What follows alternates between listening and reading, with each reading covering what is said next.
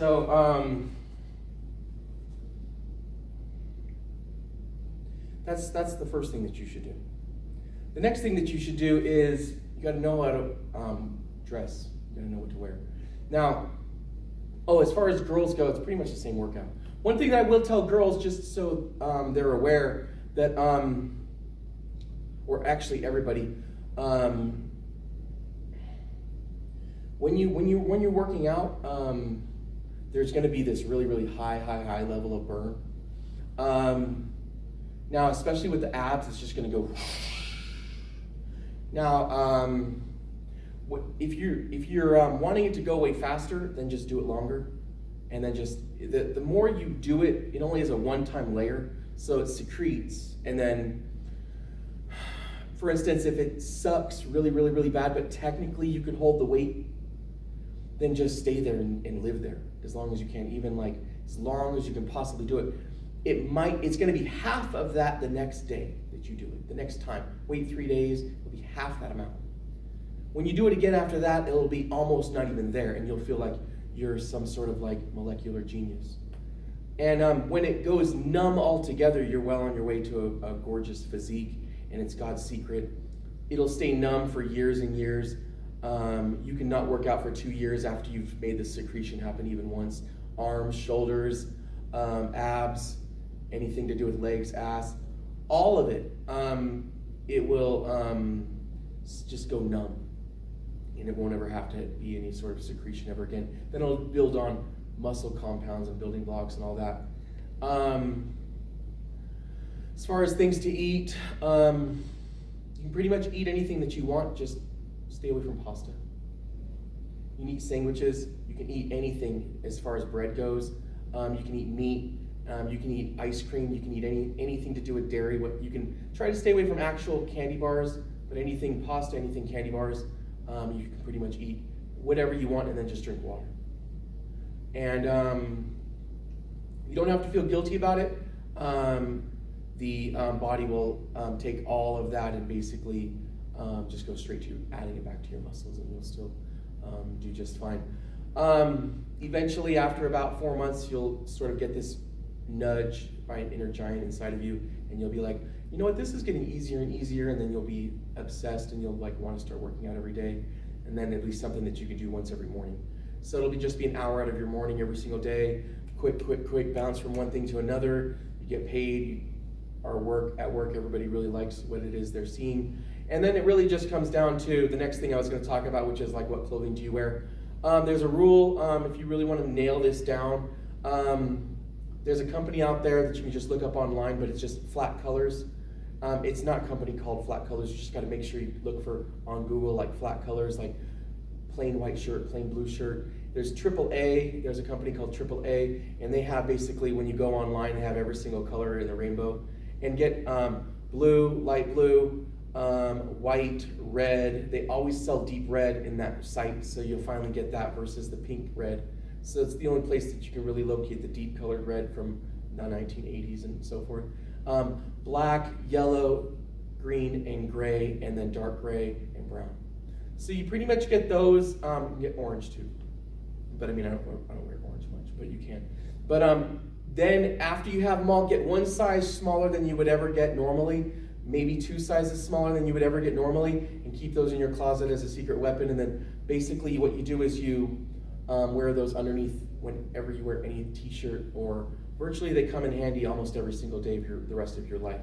So it's sort of a secret to make sure you get the smaller size, because that way when you pull them up, they naturally trim the ones that are smaller in size to grip your arm a little bit better, versus the ones that are big size. So you could just be doing this all day. Plus you get that flare-up concept about when you're wearing a t-shirt over it, and then you got the bagginess right here. Just don't tell anybody, but it's a hidden secret. Some guy did it on accident. Some girl noticed that he did it on accident, and they're still in love today, and the stars and stuff. So basically the concept of that one shirt that you see that's like the cutoff, or not the cutoff, but it changes colors right here. It's in a lot of like teen or child baseball programs, and then it stops right here. That's just because of the short, very small undershirt. It fits smaller underneath your shirt also. You're never going to get the wrinkles underneath. logic will tell you you're a person that wears a certain size, so you always got to get that size in both an undershirt and an overshirt. Absolutely not. As far as long sleeve shirts go, you always got to get one size smaller, maybe 2 sizes smaller, and then you'll learn what it is I'm talking about after you're smart enough to do that. And then you can just intermatch everything after that. You can wear t-shirts, you can wear flat colors, you can wear them underneath your button-down shirts, and yeah, it's sort of a priceless gift that I'm telling you. And plus, every single person that you read to will be like, finally, someone that knows how to dress, you know. And it hits all the attraction points too. As far as like the color combination codes go, there's tons, but you've seen my red and yellow, and then white and gray, obviously, and then white and yellow. Gray or gray and light gray and dark gray, and then any of the grays with black, and then red and blue, and then dark blue and black, and then light blue and white, and then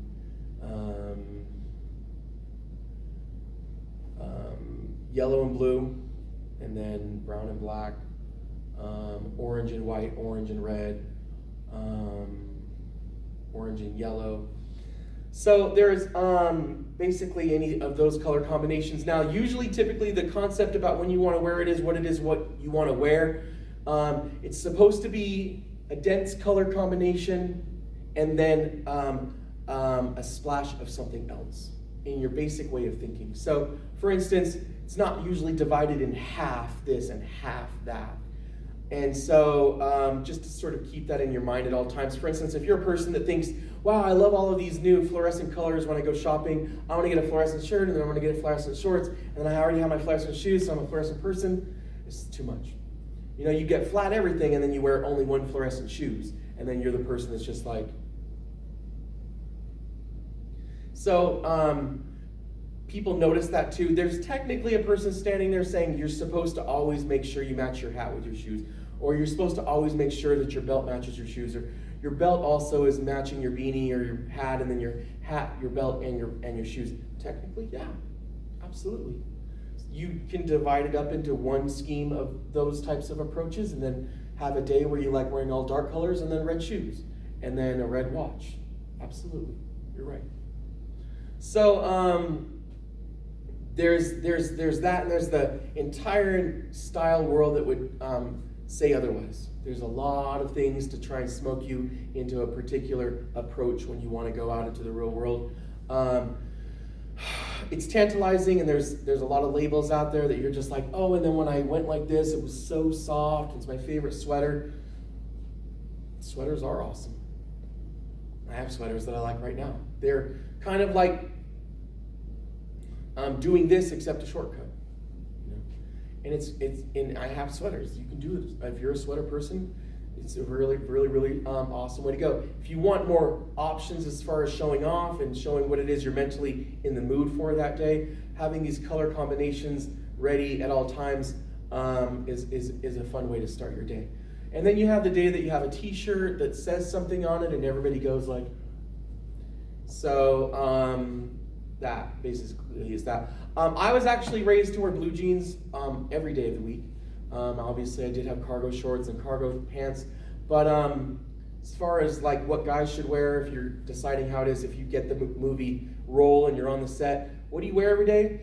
Just have 5 pair of blue jeans, basically, just in case somebody comes over to your house and you at least have 5 pair. Don't have the same pair every single day, even if you really, really like them. Just get 5 pair just for embarrassment reasons. Whenever you go into a job, you have to imagine that someday someone's actually going to want to have sex with you. And then whenever they do, whenever you're sleeping, the only thing they're really thinking about when they're having sex with you is they want to see what is really going on behind the scenes, so they want to see what clothing you have. Don't embarrass yourself. Don't sell yourself short. Make sure you have a little bit of an extra money laying around, and make sure you have 5 pair of pants, 25 shirts, and then just call it a day. Make sure you have maybe 3 pair of shoes and call it a day. Make sure you have a brown belt and a black belt. Call it a day. Make sure you have a watch. If you're a guy, there's really no reason why you shouldn't have a watch. Mine broke recently, but I'll get a new one. But silver is always a really good one. Also, anything with a brown leather band, black leather band. Make sure it's not anything that's typical, or if, for instance, you notice if you go up in price, it actually gets lower in its sort of attractiveness. Pay attention to that and impress the girl. They don't know that just yet, so any girl that you're on a date with that you're wearing a $5,000 watch or a $50,000 watch, they think it's fake. If you're wearing a $30 watch to a $75 watch, they'll think it's a $5,000 watch. So just try and take that into consideration, and just don't talk about it. She won't talk about it, so you don't talk about it, but at least she'll think you have good taste, which is all that really matters. And if it was a world that she could make new choices in for the smart people, she's going to remember you, and she's going to say, I know a guy that makes good decisions. And then she'll believe in you, and you'll believe in her. It'll be a watch made in relationship heaven. So just try and take that into consideration as far as your basic common approach. You can leave room for at least one ring on any hand if you're a guy. You can technically wear a necklace, but don't wear it on at least in the first week to 2 months wherever you get your job. At least let it be something that you attained afterwards, just to spice things up. Don't let it be your first impression. As far as hats go, obviously the trucker hat, and make sure you have a lot of them if you have money. It's a fun game that girls like to play. Which hat is he wearing today? Don't wear the same one every day. It truly is a sexy sort of appeal. So make sure if they're going to be selling them for $25 instead of what Style Points and some future bracelet government that I would invent would require all these hats to be at least $300 or $400 each for just style reasons alone, take advantage, because they're really still sold at any of the cowboy stores, for instance, the Boot Barn. All of those Boot Barn stores have an incredible selection of trucker hats. Get 20 of them if you have money. If you got extra money laying around, get them before you can't get them, because they're really going to supply you for a lot of fun, sort of, especially intertwining them with some of your clothing style points and combination colors and shit. So it's really just a fun way to go about it. Have at least 2 athletic hats that are full cap, not the kind that have the oval in it. You have plenty of those for your trucker hats. That way you can wear a hat backwards sometimes. And then obviously some beanies. And if you have all the trucker hats because you're having fun with it, don't make sure you don't have all the beanies in the whole world. So you're not the person that actually always is just trying to color coordinate everything and have everybody say, he's just so much fun all the time. He's like a living Jolly Rancher. We're not in it to be that. And that's why sometimes take the advice of the person that just wears a sweater. Because you're not always going to be the person that just likes to intertwine colors and combine different color effects so that you can be, the parrot that is translucent. So just so you know that you're always one step ahead of what everybody is thinking of you, make sure you wear just a nice expensive sweater, and you can, dim things down into a really classy sort of nature.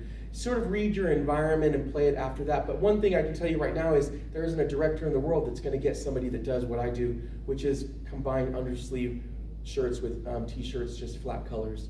So it'll be something you'll get the part on the spot, especially if you work out.